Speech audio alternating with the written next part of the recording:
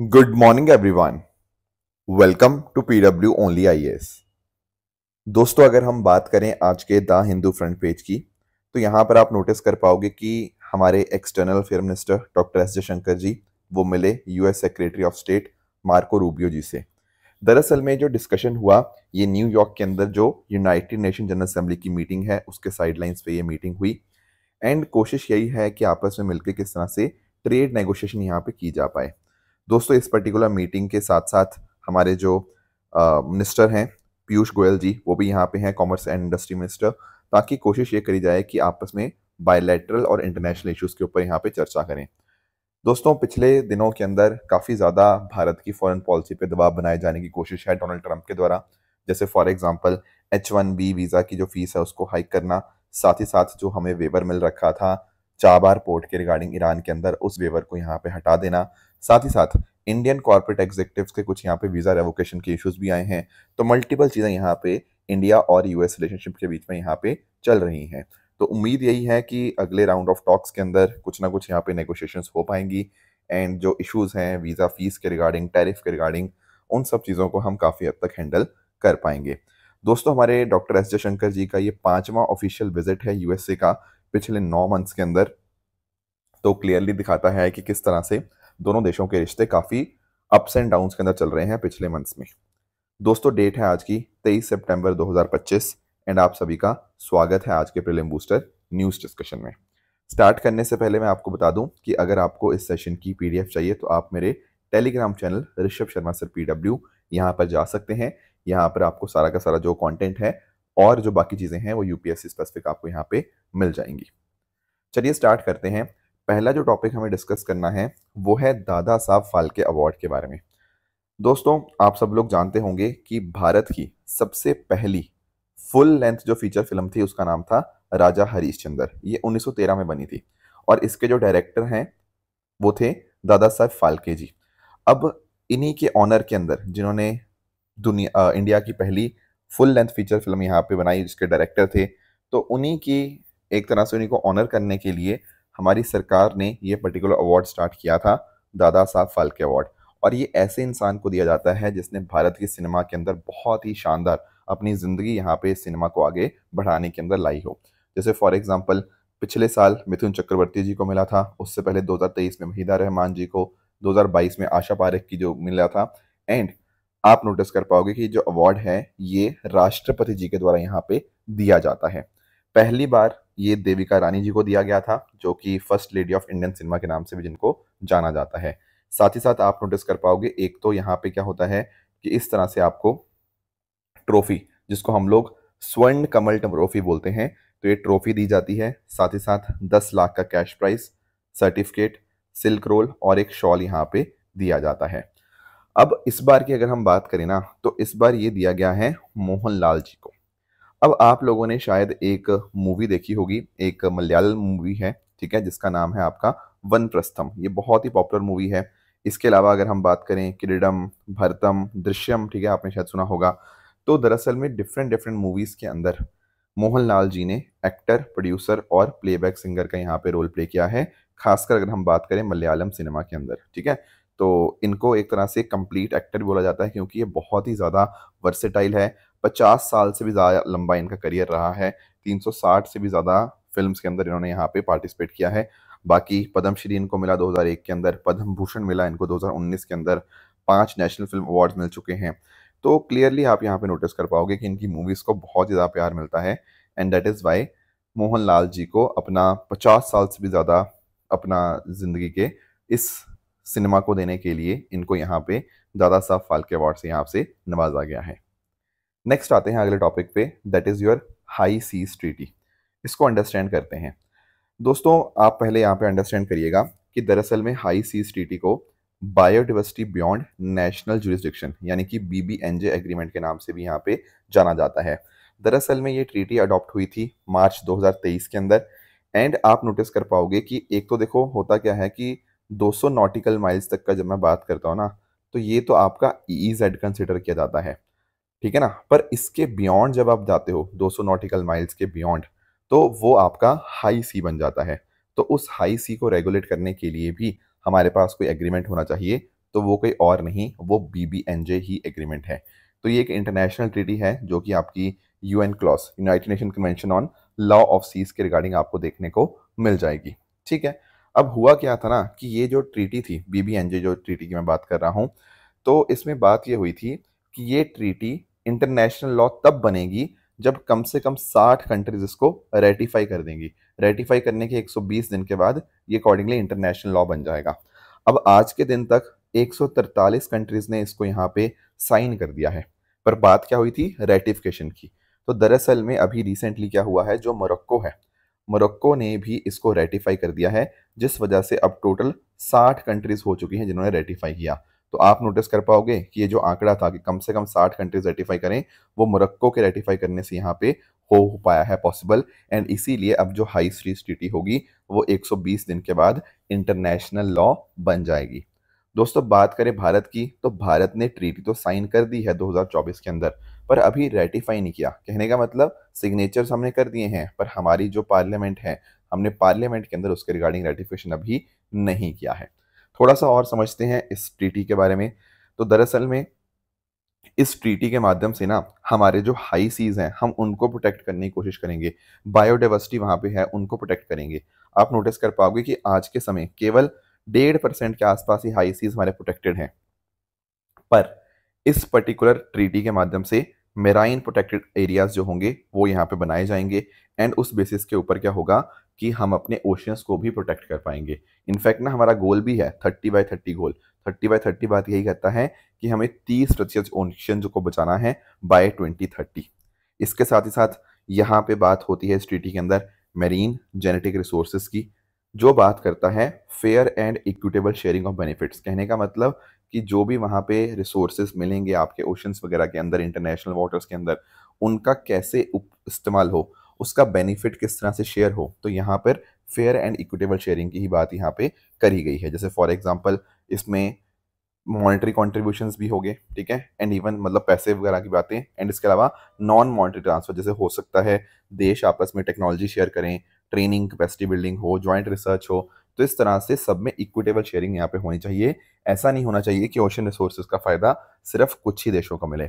इसके अलावा आप लोग जानते होंगे कि जब भी कोई प्रोजेक्ट एग्जीक्यूट किया जाता है उससे पहले EIA किया जाता है, एनवायरमेंट इम्पैक्ट असेसमेंट, कि वो चीज़ करने से हमारे इन्वायरमेंट के ऊपर कितना इम्पैक्ट आएगा।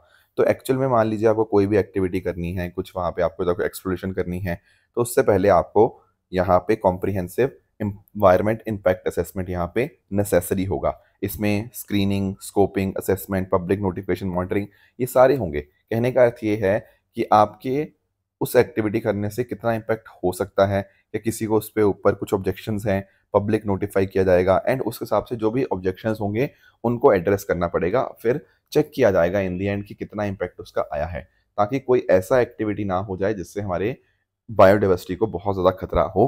तो इन्वायरमेंट इम्पैक्ट असेसमेंट का भी यहाँ पे प्रोविज़न आपको यहाँ पे किया गया है।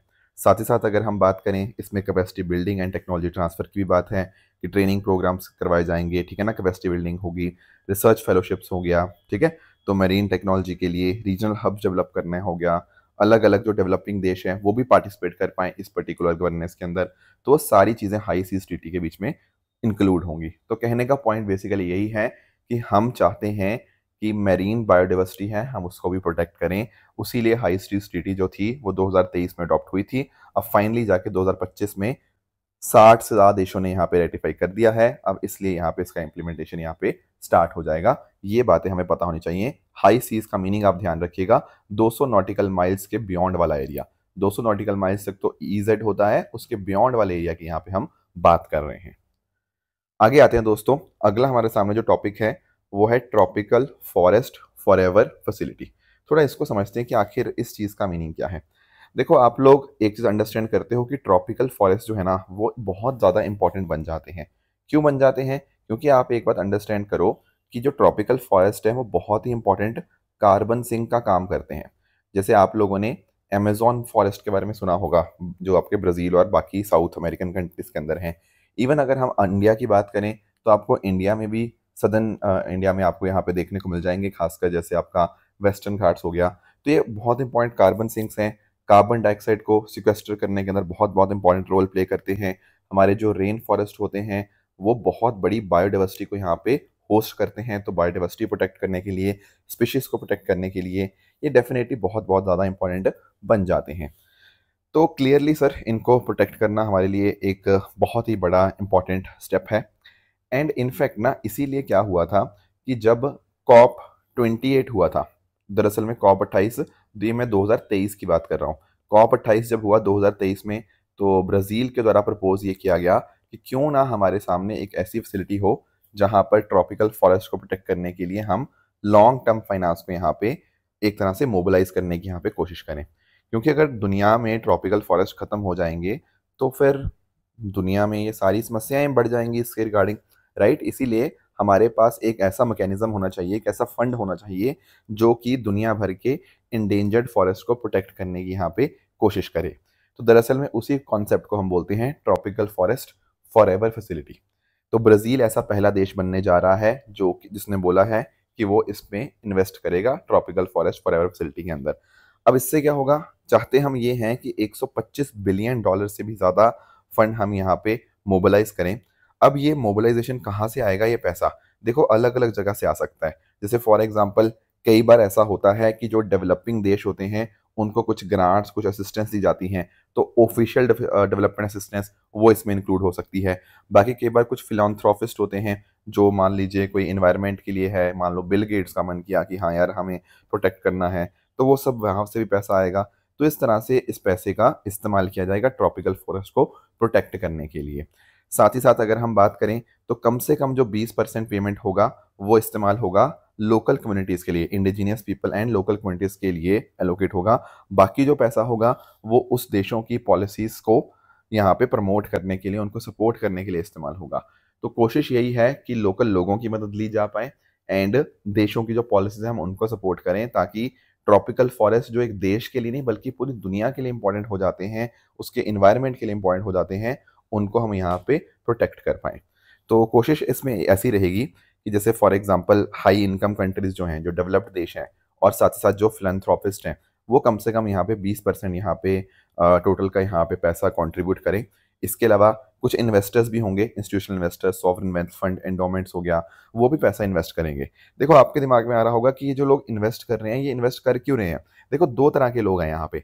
एक तो पैसा इन्वेस्ट कर रहे हैं कि उनको सिंपली इन्वायरमेंट को प्रोटेक्ट करना है, इसीलिए वो पैसा इन्वेस्ट कर रहे हैं, इनको कोई वापस पैसा नहीं मिलेगा। But on the other hand कुछ ऐसे इन्वेस्टर्स होंगे जो यहाँ पैसा डालेंगे, अब उनको थोड़ा बहुत रिटर्न भी मिलेगा, plus at the same time उनका जो इच्छा है कि हम भी एनवायरनमेंट को प्रमोट कर रहे हैं वो भी हो पाएंगी। तो क्लियरली आप अंडरस्टैंड करो, ये जो मार्केट इन्वेस्टर्स है ना, इनको छोटे मतलब कम रिस्क वाले इन आपके एक तरह से रिटर्न यहाँ पे मिलेगा। तो they will also be earning some money along with protecting the environment. पर जब हम बाकियों की बात करते हैं, डेवलप्ड देशों की बात करते हैं, उनका काम यही रहेगा कि किस तरह से हम फॉरेस्ट को प्रिजर्व कर पाएं। वो लोग अपना, ऐसा नहीं है कि उनको इंटरेस्ट कमाने के लिए वो ऐसा कर रहे हैं, ठीक है ना। तो बाकी इसके अलावा मल्टीलेटरल डेवलपमेंट बैंक कोई होगा, जैसे फॉर एग्जांपल वर्ल्ड बैंक, वो यहाँ पे फंड को मैनेज करेगा ये पूरा का पूरा ट्रॉपिकल फॉरेस्ट के रिगार्डिंग। इसके अलावा रेवेन्यू जनरेट होगा जैसे मैंने आपको बताया, एंड अकॉर्डिंगली फिर उनको इन्वेस्टर्स को इंटरेस्ट उस हिसाब से यहाँ पे दिया जा सकता है। इसके अलावा चाइना ने पहली बार इंडिकेट किया था 2025 के अंदर कि वो भी यहाँ पे कंट्रीब्यूशन करेगा, अभी तक तो नहीं किया है। अभी तो ब्राज़ील ने यहाँ पे बोला है कि दे विल बी इन्वेस्टिंग। बाकी और देशों ने भी, जैसे for example United kingdom, France, Germany, Norway, Singapore, UAE, इन्होंने भी बोला है कि वो भी यहाँ पे पैसा इन्वेस्ट करेंगे इसके अंदर, ठीक है ना। तो ये कुछ बातें थी ट्रॉपिकल फॉरेस्ट फॉरएवर फैसिलिटी के बारे में जो हमें यहाँ पे क्लियर हो चुकी हैं। नेक्स्ट आते हैं दोस्तों इंडस्ट्रियल पार्क रेटिंग सिस्टम के बारे में, थोड़ा सा अंडरस्टैंड करते हैं कि आखिर ये क्या होते हैं। देखो मैं आपको एक्सप्लेन करता हूँ कि आखिर इसका मतलब क्या है। आप लोगों ने स्पेशल इकोनॉमिक जोन के बारे में सुना होगा। मान लीजिए एक SEZ एरिया हमने यहाँ पे डेवलप कर दिया। अब ये SEZ जो होता है ना, इसका पर्पस क्या होता है, इसका पर्पस होता है आपका एक्सपोर्ट को बढ़ाना। तो जो भी यहाँ पे अलग अलग आपकी एंट्रीज होंगी, राइट, उनको यहाँ पे हम बेनिफिट्स देंगे। जैसे हो सकता है टैक्स में कुछ छूट मिल जाए उनको, plus at the same time उनके ऊपर ऐसा ट्रीट करेंगे जैसे ये फॉरेन टेरिटरी है, तो बड़े आराम से इंपोर्ट एक्सपोर्ट करवाना इनके लिए पॉसिबल रह पाएगा। तो भारत के लिए डॉलर्स वगैरह अर्न करने के अंदर ये बहुत ज़्यादा मदद करते हैं स्पेशल इकोनॉमिक जोन। उसी तरह से दोस्तों हमारे इंडस्ट्रियल पार्क्स होते हैं। इंडस्ट्रियल पार्क्स एक सेक्टर के भी हो सकते हैं। मान लो यहाँ पे सारी की सारी टेक्सटाइल इंडस्ट्रीज यहाँ पे सेटअप हो चुकी हैं, पूरा टेक्सटाइल पार्क ही बन गया है या पूरा फूड पार्क ही बन गया है। या ऐसा भी हो सकता है कि इसमें एक जगह टेक्सटाइल की इंडस्ट्री है, एक यहाँ पे आपका फूड का, बहुत अलग अलग मल्टीपल सेक्टर्स भी हो सकते हैं। तो ऐसे बड़े बड़े लेवल के ऊपर आपके इंडस्ट्रियल पार्क डेवलप किए जाते हैं। इनका पर्पस पता क्या होता है? इकोनॉमीज ऑफ स्केल को लेकर आना। When I talk about economies of scale, इसका मीनिंग यही है कि जब आप किसी चीज़ को बहुत बड़े स्केल के ऊपर, बहुत बड़े लेवल के ऊपर, बहुत ज़्यादा मात्रा के अंदर बनाते हो ना, तो उसको बनाने का खर्चा, that is your per unit cost, काफ़ी कम हो जाती है। जैसे फॉर एग्जांपल, अगर आपको एक शर्ट बनानी है, एक शर्ट बनाने का खर्चा बहुत ज़्यादा होगा, पर अगर आपको लाखों शर्ट्स बनानी है, तो लाखों शर्ट्स बनाने की वजह से आपकी पर यूनिट कॉस्ट जो है वो कम हो जाती है। तो इंडस्ट्रियल पार्क्स का कॉन्सेप्ट ये हो गया। अब ये स्पेशल इकोनॉमिक जोन या इंडस्ट्रियल पार्क्स जो हैं वो कैसा काम कर रहे हैं, उनको इवेल्युएट करने के लिए हमारे पास रेटिंग सिस्टम है। जैसे मैं आपको एक्सप्लेन करूं, तो एक्चुअली पता क्या होता है, इंडस्ट्रियल पार्क रेटिंग सिस्टम 1.0 भी था, 2.0 भी था, अब हमारे पास 3.0 आया है। अब इसमें क्या होगा ना, हम देखेंगे भाई इंडस्ट्रियल पार्क में ढंग का इंफ्रास्ट्रक्चर है या नहीं, कॉम्पिटिटिवनेस कैसी है, सस्टेनेबिलिटी, इन्वेस्टर फ्रेंडली पॉलिसीज हैं या नहीं। तो इस तरह से इंडस्ट्रियल पार्क को हम यहाँ पे रेट करने की यहाँ पे कोशिश करेंगे। तो हमारे पास डेटा आ जाएगा, उसके हिसाब से हम डिसीजन ले पाएंगे कि हाँ, कहाँ कहाँ पे क्या क्या चीज़ें बची हुई हैं और कैसे किसी चीज़ को बेहतर करना है। तो उससे क्या होगा ना, हमारा मेक इन इंडिया का जो सपना है उसको हम यहाँ पे और आगे लेके जा पाएंगे। जहाँ पे इंफ्रास्ट्रक्चर की कमी है वहाँ वर्ल्ड क्लास इंफ्रास्ट्रक्चर हम यहाँ पे प्रोवाइड कर पाएंगे। और साथ ही साथ ना 3.0 में हमने सस्टेनेबिलिटी को, ग्रीन इंफ्रास्ट्रक्चर को, कनेक्टिविटी कैसी है, डिजिटलाइजेशन, स्किल्स, फीडबैक हो गया, ये सारी चीज़ें हमने इंक्लूड कर ली हैं। तो अपना इंडस्ट्रियल पार्क रेटिंग सिस्टम अब और भी बेहतर हो चुका है पहले के मुकाबले। तो 2018 में पहले हमने 1.0 लॉन्च किया, फिर बाद में 2.0 आता है, एंड इस तरह से हमारे पास अब 3.0 भी आपको देखने को मिल जाएगा। तो हमारे इन चारों चीज़ों पे डिस्कस करते हैं, इंटरनल इंफ्रास्ट्रक्चर पे, एक्सटर्नल इंफ्रास्ट्रक्चर कैसा है, बिजनेस सपोर्ट सर्विसेज जैसे आपका फाइनेंस वगैरह के रिगार्डिंग, और इन्वायरमेंट वगैरह जैसी चीज़ें आपको यहाँ पे देखने को मिल जाएंगी। तो इसको डेवलप किया है, एक तो हमारा ministry of commerce and industry है, उसके अंदर का जो डिपार्टमेंट है DPIIT, along with Asian development bank, and साथ ही साथ आपका जो मीटी मिनिस्ट्री है, ministry of electronics and information technology, इन सब ने यहाँ पे बनाया है। तो 2018 में पहला हुआ, फिर 2021 में आपको दूसरा देखने को मिल जाएगा, एंड अब जाके हमने यहाँ पे इसको बाकी GIS टेक्नोलॉजी, ये सब सिस्टम भी हमने यहाँ पे इंटीग्रेट कर दिए थे पिछले वर्जन में भी, और 3.0 में ये सारी एक्स्ट्रा चीज़ें यहाँ पे कर दी हैं। ठीक है ना।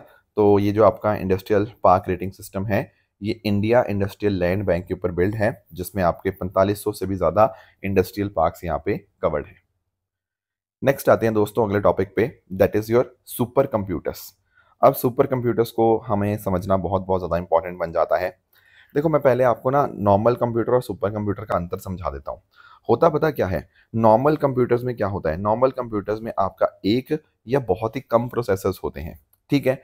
बट अगर हम बात करते हैं ना दोस्तों सुपर कंप्यूटर्स की, तो सुपर कंप्यूटर्स में आपको हजार से मिलियंस ऑफ प्रोसेसर्स आपको देखने को मिलेंगे, और ये पैरेलली काम करते रहते हैं। ऐसा नहीं है कि सब लोग अपना एक के बाद एक काम करेंगे, नहीं, सब लोग आपके पैरेलली काम करते हैं। तो जब इतने सारे प्रोसेसर्स होंगे एक ही टाइम के ऊपर काम कर रहे होंगे, तो थोड़ा पोर्शन प्रॉब्लम का इसने सॉल्व कर लिया, थोड़ा इसने कर लिया, थोड़ा इसने कर लिया, थोड़ा इसने कर लिया, ऐसे क्या होगा, बहुत बड़ी सी प्रॉब्लम ऐसी हो सकती है जिसको इतने सारे अलग अलग लोग हिस्सों हिस्सों में सॉल्व कर रहे हैं। इस वजह से क्या होगा, ये इतना हिस्सा सॉल्व कर लेगा, इतना हल लेगा, और इस तरह से पैरेलली काम करते हुए बहुत जल्दी आपका कंपटीशन यहाँ पे कर सकते हैं। तो इसमें आप नोटिस कर पाओगे नॉर्मल कंप्यूटर की जो स्पीड होती है वो बिलियंस ऑफ फ्लॉप्स आपको यहाँ पे देखने को मिल जाएगी। बट अगर मैं दोस्तों बात करूं अपने सुपर कंप्यूटर की, तो इसकी जो स्पीड होती है वो नियरली आपका क्विंटिलियंस ऑफ ऑपरेशंस पर सेकंड। इसका मीनिंग दरअसल में ये है, इसको हम लोग एक्साफ्लॉप भी बोलते हैं। इसका मीनिंग है 10 टू द पावर 18। ठीक है, इतनी ज्यादा हम यहाँ पे बात कर रहे हैं। यहाँ ना एक वर्ड आपको पता होनी चाहिए, वो है फ्लोटिंग ऑपरेशंस। दरअसल में जब हम बात करते हैं ना फ्लोटिंग ऑपरेशन या फ्लोटिंग कैलकुलेशंस की, इसका मीनिंग होता है डेसिमल वाली चीजें या कैलकुलेशन वाली चीजें। जैसे फॉर एग्जांपल मान लो 4.25 को आपको 3.1 से डिवाइड करना है, ये फ्लॉप हुआ। This is a floating point numbers के ऊपर जो ऑपरेशंस होते हैं वो फ्लॉप्स यहाँ पे कहलाते हैं। तो कंप्यूटर की परफॉर्मेंस को देखने के लिए हम फ्लॉप्स देखते हैं। फ्लॉप्स क्या हुआ, फ्लोटिंग लाइन ऑपरेशंस पर सेकंड। ठीक है ना, तो इस तरह से फ्लॉप्स देखे जाते हैं। तो एक जो बात करें फ्लॉप की, तो वो हमें देखने को मिलेगा, पर जो सुपर कंप्यूटर की स्पीड है वो 10 टू द पावर 18 फ्लॉप्स आपको यहाँ पे देखने को मिल सकती है, जिसको हम एक्सा फ्लॉप्स का यहाँ पे नाम देते हैं। बाकी आप नोटिस कर सकते हो कि नॉर्मल कंप्यूटर में जो स्टोरेज है वो गीगाबाइट या टेराबाइट ही है, बट अगर हम बात करें आपके सुपर कंप्यूटर की, तो सुपर कंप्यूटर की आपकी जो स्टोरेज है वो आपको पेटाबाइट्स की फॉर्म में भी आपको देखने को मिल जाएगी। ठीक है, आप लोगों ने देखा ही होगा कि किस तरह से बहुत बड़े लेवल के ऊपर डेटा स्टोरेज रहता है आपके कंप्यूटर्स के अंदर, एंड सुपर कंप्यूटर्स में तो खासकर इस चीज़ की बहुत बहुत ज़्यादा ज़रूरत आपको देखने को मिल जाती है। बाकी इसके अलावा कूलिंग की बात करें तो नॉर्मल ये तो काम करेगा, पर यहाँ पे पता क्या होता है, आपको पाइप्स वगैरह लगानी पड़ती हैं सुपर कंप्यूटर्स के लगानी, क्योंकि इतना बड़ा लेवल के ऊपर ये काम होता है कि उसको कूल करने के लिए हमें ज़रूरत पड़ती है। बहुत कम एनर्जी यूज़ होती है, इलेक्ट्रिसिटी का यूज़ होता है नॉर्मल के लिए, बट सुपर कंप्यूटर के लिए मेगावाट में आपको यहाँ पे इलेक्ट्रिसिटी की रिक्वायरमेंट होती है। बाकी इसके अलावा आप देख सकते हो कि प्रोसेसर्स जो होते हैं वो सीपीयूज जनरल टास्क को हैंडल करते हैं, और आपके ग्राफिकल प्रोसेसिंग यूनिट जो होते हैं वो मैथमेटिकल ऑपरेशंस को यहाँ पे हैंडल करते हैं। इनको हम नोड्स बोलते हैं, नोड्स कि जो प्रोसेसर्स होंगे ना, जो छोटे छोटे अलग अलग होंगे, इस तरह से we will call them as nodes, और ये आपस में कनेक्टेड होते हैं इंटरनेट के साथ, हाई स्पीड नेटवर्क के साथ। बाकी इसके अलावा हर नोड की अपनी अपनी थोड़ी थोड़ी मेमोरी होगी, हर कोई नोड अपना अपना ऑपरेशन यहाँ पे परफॉर्म करता रहेगा, एंड इस तरह से पेटाबाइट्स ऑफ डेटा यहाँ पे ये हैंडल कर सकते हैं। मैंने आपको बता दिया कूलिंग सिस्टम होता है, मेगावाट ऑफ इलेक्ट्रिसिटी यहाँ पे ये इस्तेमाल करते हैं। बाकी फ्लॉप्स का कॉन्सेप्ट भी हमने यहाँ पे डिस्कस कर लिया। अब भारत की दोस्तों बात करें ना, तो सुपर कंप्यूटिंग की जर्नी बहुत शानदार रही है। जैसे पहले हमने सोचा कि यार कहीं और से हम मंगाएं, बट ज़्यादातर देशों ने मना कर दिया कि हम आपको सुपर कंप्यूटर नहीं देंगे। इसीलिए 1988 के अंदर हमने सीडैक बनाया। CDAC is centre for development of advance computing. तो कहीं ना कहीं वहीं से हमारी जर्नी स्टार्ट हुई कि चलो सुपर कंप्यूटर बनाना स्टार्ट करते हैं। एंड आप लोग जानते होंगे परम कंप्यूटर, जो परम 8000 है, वो भारत का पहला होम ग्रोन आपको सुपर कंप्यूटर देखने को मिलता है। बाकी 2015 में department of science and technology और जो मीटी मिनिस्ट्री है, दरअसल में उसने यहाँ पे नेशनल सुपर कंप्यूटर मिशन को लॉन्च किया ताकि हम और ज़्यादा बेहतर इनको कर पाएँ। इसके अलावा दोस्तों एक बहुत इंपॉर्टेंट नाम आपको पता होना चाहिए, वो है Airavat PSAI, that is AI research analytics and knowledge dissemination platform. ये अपने आप में हमारा काफ़ी तेज सुपर कंप्यूटर है, बल्कि सबसे फास्टेस्ट आपको सुपर कंप्यूटर देखने को मिल जाएगा, जो कि दुनिया के सबसे 100 मोस्ट पावरफुल सुपर कंप्यूटर्स में से एक है। इसके अलावा दो बहुत फेमस आपके और सुपर कंप्यूटर्स हैं, that is your Pratyush and Mihir. जो प्रत्यूष सुपर कंप्यूटर है वो Indian Institute of Tropical Meteorology Pune के अंदर है, एंड जो मिहिर सुपर कंप्यूटर है that is at National Centre for Medium Range Weather Forecasting Noida. ठीक है, तो ये वेदर के लिए यहाँ पे हम इसका इस्तेमाल करते हैं। तो इसका फ़ायदा यही है सुपर कंप्यूटर का कि बहुत बड़ी बड़ी चीज़ें जो हम देखनी होती हैं, जैसे फॉर एग्जांपल आपके साइंटिफिक एडवांसमेंट के रिगार्डिंग, आपके क्लाइमेट सिस्टम के रिगार्डिंग, ठीक है, कॉस्मोलॉजी हो गया, इवन डिफेंस सिक्योरिटी प्लानिंग के अंदर हमें कुछ चीज़ें देखनी होती हैं, कुछ इनोवेशन के रिगार्डिंग या डिजास्टर मैनेजमेंट के समय के ऊपर, तो उसमें सुपर कंप्यूटर्स का बहुत बहुत बड़ा रोल यहाँ पे बन जाता है। अब दोस्तों जर्मनी के अंदर क्या हुआ है, जो जुपिटर सुपर कंप्यूटर है ना, वो यूरोप का पहला एक्सा स्केल सुपर कंप्यूटर बन गया है। एक्सा स्केल का मीनिंग है 10⁻18 आपके जो फ्लॉप्स होते हैं, तो ऐसा बनने वाला यूरोप का पहला ये सुपर कंप्यूटर बन गया है, राइट। इसके अलावा दोस्तों कल मैंने आपके साथ एक टॉपिक डिस्कस किया था H1B वीज़ा प्राइस हाइक के बारे में। ये हमने टॉपिक तो कल समझ लिया था कि किस तरह से डोनाल्ड ट्रंप ने यहाँ पे इसको इम्पोज किया है $1 लाख को, पर एक छोटा सा मैंने राइट अप आपके लिए यहाँ पे प्रोवाइड कर दिया है। एंड एक चीज़ मैं आपके साथ जो डिस्कस करना चाहता था इसमें और भी, वो ये है कि यहाँ पे ना US की अलग अलग वीज़ाज कैटेगरी होती हैं। जैसे H1B वीज़ा तो हमने देख लिया कि जो प्रोफेशनल्स होंगे उनके लिए होगा। उसके अलावा एक O कैटेगरी का वीज़ा होता है, जो science, art, education, business, athletics के अंदर जिनकी बहुत ही शानदार एबिलिटी होती है, उनके लिए ओ वीज़ा कैटेगरी आपको देखने को मिलती है। H2A जो वीज़ा है वो टेम्पररी एग्रीकल्चर वर्कर को मिलता है। H2B वीज़ा होता है टेम्पररी सीजनल या सर्विस वर्कर के लिए।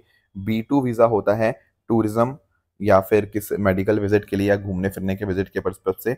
एंड जब हम बात करते हैं ना वी वीज़ा की, तो कोई परमानेंट रेजिडेंट है, उसके बच्चों के लिए, उसकी वाइफ के लिए, स्पाउस के लिए, ये सब आपका वीज़ा आपको देखने को मिल जाएगा। बाकी तो हमने कल समझ ही लिया था किस तरह से H1B वीज़ा प्राइस हाइक का भी यहाँ पे डोनाल्ड ट्रंप के द्वारा किया गया है। तो दोस्तों ये थी हमारी आज की डिस्कशन। बात रही ट्रू एंड फॉल्स स्टेटमेंट्स की। यहाँ पर आपके सामने कुछ स्टेटमेंट्स हैं, इनको आप पॉज करके पढ़ सकते हो एंड मुझे कमेंट्स में इन सब क्वेश्चंस का आंसर दे सकते हो। कल जो मैंने आपको होमवर्क दिया था, एक था आपका MMR के रिगार्डिंग, मैटरनल मोर्टालिटी रेट। अब यहाँ हमने देखा था कि MMR कैसे देखते हैं, it is the number of maternal deaths पर 1 लाख लाइव बर्थ्स। ठीक है, तो इसीलिए स्टेटमेंट 1 है ना, वो आपकी इनकरेक्ट बन जाएगी। दूसरा कह रहा है जो कोडेक्स एलिमेंटेरियस है, इसका जो पर्पस है, दोस्तों इसका पर्पस ना एक्सपोर्ट बढ़ाना डेवलपिंग कंट्री से नहीं है। इसका पर्पस ये है कि अगर हम बात करें दुनिया की फूड ट्रेड की, तो उसमें अच्छी फेयर प्रैक्टिसेस हों, कंज्यूमर की हेल्थ का ध्यान रखा जाए, ठीक है ना, गलत चीज़ें यहाँ पे ट्रेड में नहीं होनी चाहिए, तो वो देखता है। तो सेकंड इनकरेक्ट होगा। क्रेडिट रेटिंग एजेंसीज की दोस्तों अगर हम बात करेंगे, तो ये सेबी के द्वारा रेगुलेट किया जाता है, securities and exchange board of India, ना कि आरबीआई के द्वारा। इसलिए तीसरा स्टेटमेंट भी आपके सामने यहाँ पे इनकरेक्ट बन जाएगा। तो दोस्तों ये थी हमारी आज की डिस्कशन। इस तरह से आप सब लोग हार्डवर्क करते रहिए। All the very best. Thank you so much.